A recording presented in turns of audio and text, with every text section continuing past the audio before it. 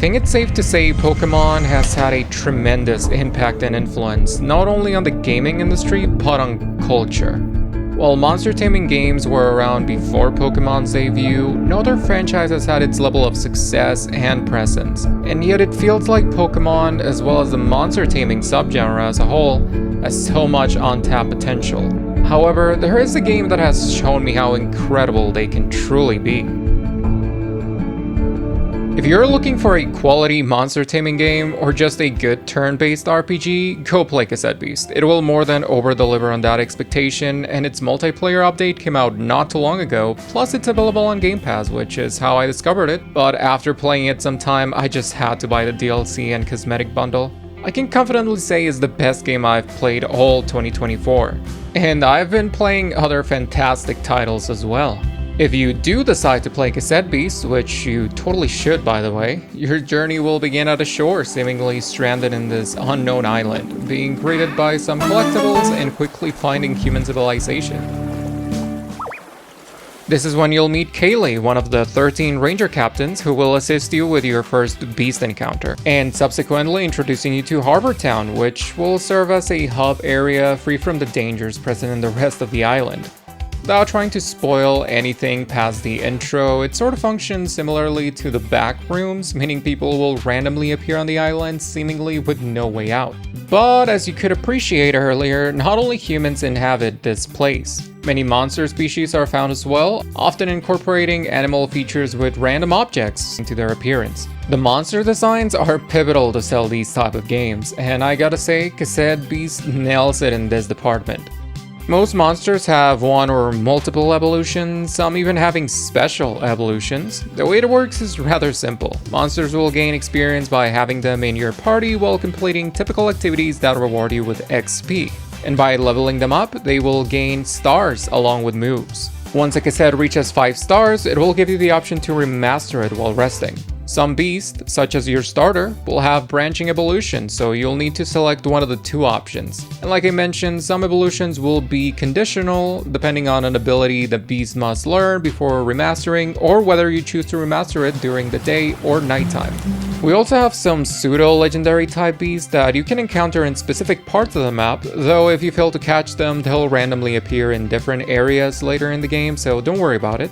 The roster here is large and diverse, with a total of 14 elemental types, which are managed rather differently than your typical Pokemon monster types. Take the glass type for example. If attacked with a beast or metal ability, it'll actually break a little, leaving glass shards on the floor for 3 turns, which will damage any beast who tries to do a melee attack, or plant attacks, which will apply leech status to earth and water types, stealing health from them, or metal types who will become damaging on contact after being attacked with poison. The elemental type statuses and effects are pretty fun and important during battle. They can make or break a strategy, though they don't have to be a determining factor, especially when we consider all fights are 2v2s. This puts less emphasis on type advantages and levels and allows unlikely beasts who may not have the best 1v1 potential shine for their other qualities. A cassette of mine, Spookyona, who may not have the best offensive capability, becomes really useful with a few of her abilities, such as Avalanche, negating all melee attacks for a round. Now, this consumes one of her turns, so in a 1v1 situation, this ability would be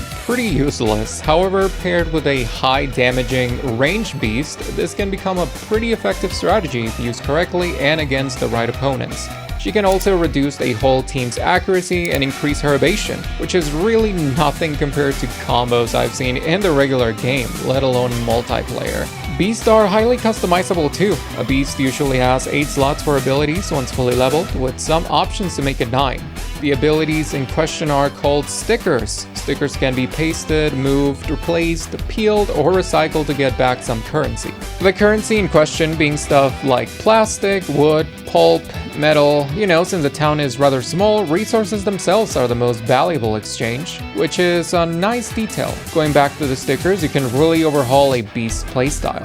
Some beasts will gravitate more towards a certain way of play, with most already having balance or fun kits, but the amount amount of customization here is impressive. There even are specialized stickers that can change with the type of the user. So if a move isn't compatible with a certain monster, you could bypass that barrier. Stickers are attained by leveling up your tapes, buying them directly from merchants, completing quests, or through a vending machine. Along with stickers, you can buy other goodies, such as your typical HP refills, items to level up tapes, different types of sprays, smoke bombs, and others. But most importantly, tapes. Just like Pokeballs, there are different types specifically efficient against certain elements. Because in Cassette Beasts, you don't really capture monsters to make them fight one another. Here, you record them to later transform into them. So now, it'll be you who will be delivering the beating.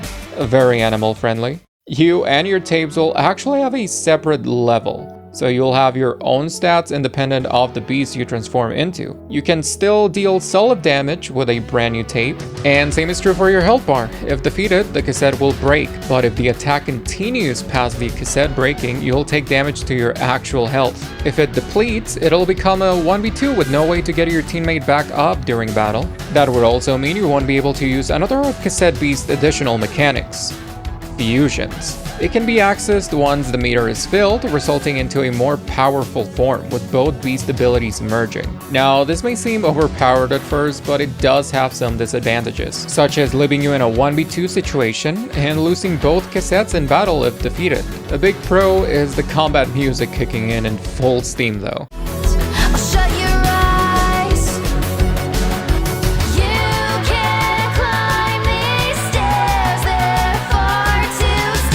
The combat system is a joy, and it incentivizes you to try and record them all, but it also is a joy to explore. While the map isn't that big in comparison to other games, it has plenty of intricacies to make it fun, such as puzzles, hidden areas, battles, of course, which aren't random encounters. Look, you can see them right there and avoid them if you want to. There are underground caves to explore, and even some platforming challenges. Platforming challenges, you may ask? And yes may be my answer. By recording specific beasts, you'll gain access to some movement capabilities such as Bulletino's dash or electromagnetism.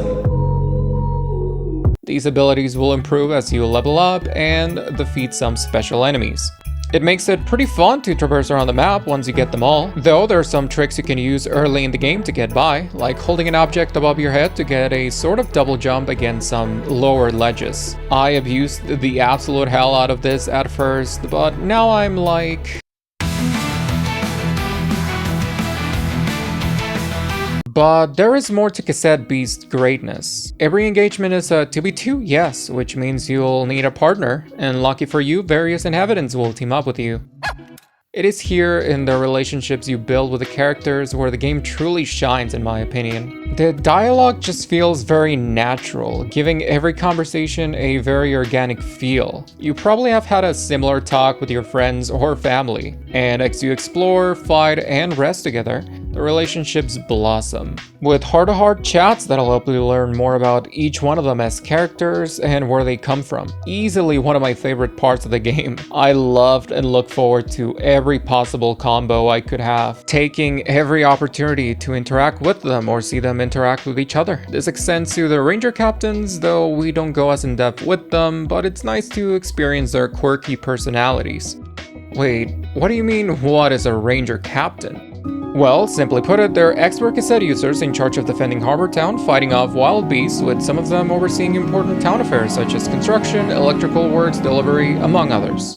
Or, I guess you could just say they are your gym leader equivalents. Each of them apply different strategies that often correlate to their job or elemental expertise. And they put up a challenge. If you're not well equipped, you'll quickly find yourself at the doctor's office. A nice thing about Cassette Beast is the difficulty sliders. If you feel like you're struggling too much or steamrolling over the competition, you can increase the level scaling so even regular encounters are a test. Or you can opt to increase the AI smartness if you feel like you're cheesing some fights and an intellectually demanding battle is more your style. The game has plenty of challenges to throw at you, but I won't spoil much more. It would be a disservice to everyone who has yet to play it. The story tells through its mechanics and characters is an extremely human one about hope, creativity, unison, and much more. I continue to think about it to this day, for its ending led me to shed tears and cherish the journey I went through within Cassette Beasts world, as well as the journey I have ahead of myself outside of it. It's a special game to me, and perhaps it'll be to you too.